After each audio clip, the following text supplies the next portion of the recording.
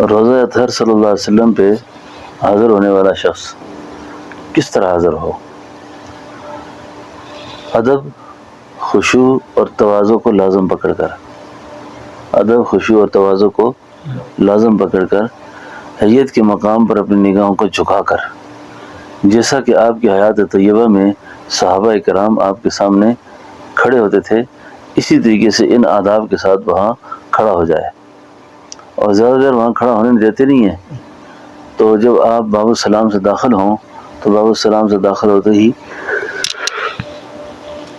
درود شریف پڑھنا شروع کر دیں۔ آپ باب السلام سے داخل ہوتے ہی درود شریف پڑھنا شروع کر دیں، اور حیت کے مقام پہ جا کے اپنی نگاہ کو جھکا دیں، اور اس صیغے کے ساتھ آپ پر سلام پڑھیں: الصلاۃ والسلام علیک یا سیدی یا رسول اللہ، السلام علیک یا حبیب اللہ، السلام علیک یا نبی اللہ۔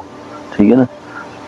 اور بس تھوڑا سا آگے کھسک کر سیدنا حضرت ابوبکر صدیق رضی اللہ عنہ کی کو سلام کر کے: السلام علیک یا خلیفۃ المسلمین سیدنا ابی بکر صدیق رضی اللہ عنہ، اور اسی طریقے سے سیدنا عمر کو بھی: السلام علیک یا خلیفۃ المسلمین سیدنا عمر فاروق رضی اللہ عنہ، یہ بھی آپ کو سلام پڑھیں۔ اچھا، اگر آپ کا ذوق حاضر ہو، عورتوں کے لیے تو مشکل ہوتا ہے، تو آپ پڑھ سکیں تو ستونوں پر نا سامنے 4 ستونوں پر ایک قصیدہ لکھا ہوا ہے، تو میرے پڑھنے سے اگر آپ کو یاد ہو جائے تو اچھی بات ہے، نہیں یاد ہو تو وہاں دیکھ کر اس کو تھوڑا سا گزر کے پڑھ لیں۔ یا خیر من دفنت فی الغاء اعظمہ فطاب من طیبہن القاء والاکم نفس الفداء لقبر انت ساکنہ وفیہ العفاف وفیہ الجود والکرم۔ یہ ایک عربی کا شعر ہے، ایک دیہاتی نے آ کے پڑھے تھے، اور ان اشعار کی وجہ سے سیدنا عمر فرماتے ہیں کہ مجھے اللہ کے حبیب کی زیارت ہوئی، آپ نے فرمایا اس آدمی کو کہو کہ اللہ نے تمہاری بخشش کر دی ہے۔ سیدنا عمر کو یہ اشعار اتنے پسند آئے تھے کہ چمڑے پہ لکھ کر اسی کو وہاں لٹکا دیے، تو ہر آنے جانے والا پڑھتا تھا۔ تو ترکی والوں کا جب زمانہ خلافت عثمانیہ کا دور آیا تو انہوں نے باقاعدہ اس کو نقش کروا دیا، اور وہاں پہ لکھے ہوئے ہیں یہ، اور ان کو بھی اگر وہاں پڑھ لیں گے تو انشاءاللہ بہت اچھا ہوگا۔ باقی یا رب صلی وسلم دائما ابدا علی حبیبک خیر الخلق کلہم والحبیب الذی ترجى شفاعتہ لکل حور من اللہ والے مقتحم، یہ بھی پڑھ سکتے ہیں۔ اور پھر اس کے علاوہ بھی روزہ اطہر پہ جانے سے پہلے نا بعض بزرگوں کے معمولات میں تھا کہ سورہ کوثر کثرت سے پڑھ کے جاتے تھے۔ ٹھیک ہے نا؟ سورہ کوثر کثرت سے پڑھ کے جاتے تھے۔ تو اور جس طرح کئی لوگوں نے کہا ہوتا ہے جی کہ ہماری طرف سے بھی درود پڑھیں، تو کئیوں کے نام یاد ہوتے ہیں، کئیوں کے نہیں ہوتے، تو ان سب کو بھی کہ درود پڑھ کر کہ یا اللہ میرے ماں باپ کی طرف سے، پیروں استادوں کی طرف سے، امت کی طرف سے، جناب آپ نے کہا نام یاد ہے نہیں، سب کی طرف سے یہ ہدیہ درود آپ کی بارگاہ میں آپ اسے قبول فرما لیں۔ ٹھیک ہے نا؟ تو بس اچھا، ایک بات کی تاکید میں نے بہت دفعہ کی ہے، پھر بھی کرتا ہوں، یہ جو تصویر سازی ہے نا، میں ان بزرگوں کا مقلد ہوں جو اس کو حرام نہیں سمجھتے، یعنی میں بھی اس کو حرام نہیں سمجھتا، فوٹو کو حرام نہیں سمجھتا۔ کیوں نہیں سمجھتا؟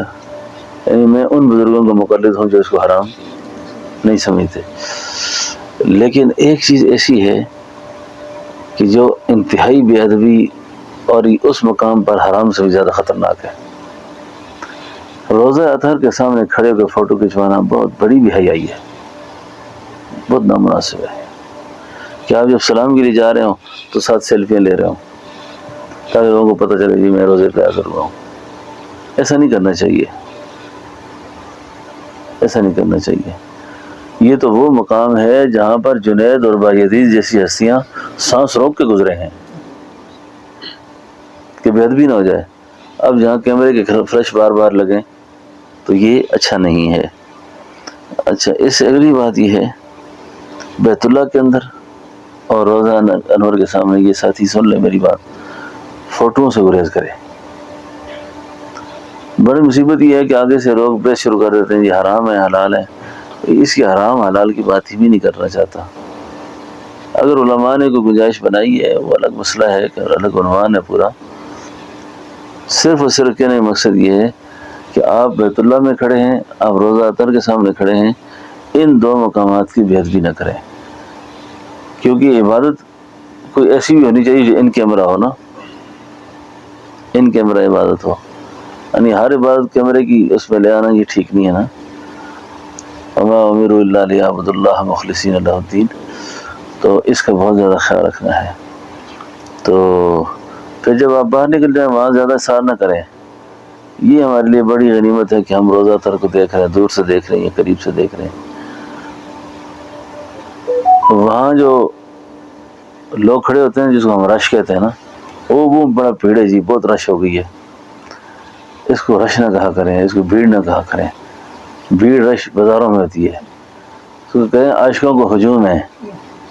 یہ کیا ہے؟ عاشقوں کو ہجوم ہے، یہ خدا کی محبت میں آئے ہوئے سارے لوگ، تو اس لیے یہ عاشقوں کا ہجوم ہے، وہی بزم ہے، وہی دھوم ہے، وہی عاشقوں کو ہجوم ہے۔ کیا کہتے ہو شاعر جی؟ ہے کمی تو بس میرے چاند کی جو تیرے مزار چلا گیا۔ تو بس ہماری آنکھیں اس کو حضور کو نہیں دیکھ رہی، آپ کے دیوانے اس وقت سے لے کر اب تک اور اب سے لے کر قیامت تک آپ پر درود پڑھتے رہنے کے لیے آتے رہیں گے۔ تو جس جگہ آپ دفن ہے نا، جس گھر میں، یہ ہماری ماں اشرفی کا گھر ہے نا، ہاں، تو جس مقام میں کبھی مکی تھی، شاعر اماں عائشہ کو کہتے ہیں، تو جس مقام میں کبھی مکی تھی خدا نے جنت بنا دیا ہے، بنا کے جنت خدا نے اس میں حبیب اپنا سلا دیا ہے، سلام لاتے ہیں شام صبح ہزار نوری تیرے ہی گھر پر، سلام لاتے ہیں شام صبح ہزار نوری تیرے ہی گھر پر۔ تو اللہ تعالی ہم سب کو عمل کی بھی توفیق دے، سمجھ کی بھی توفیق دے، اور اپنی دعاؤں میں مسلسل اپنی اصلاح مانگیں اللہ سے، اللہ ہماری اصلاح فرما دے۔ ربنا تقبل منا انك انت السميع العليم وتب علينا انك انت التواب الرحيم۔